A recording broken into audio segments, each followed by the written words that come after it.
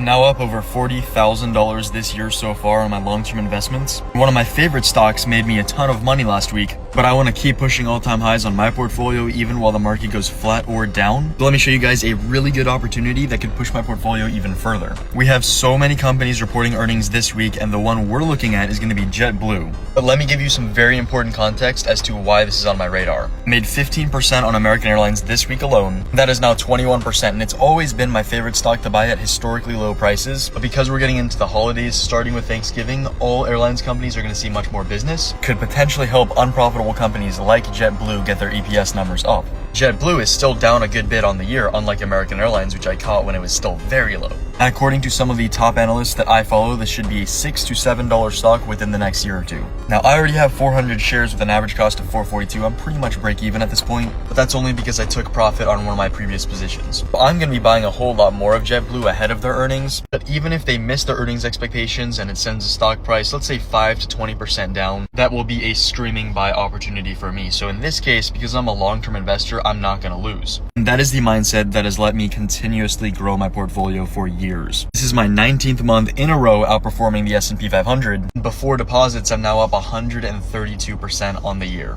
which is just completely unheard of. So if you want to invest with me, comment the word trade in the comments below and I'll message you all the stocks I'm buying.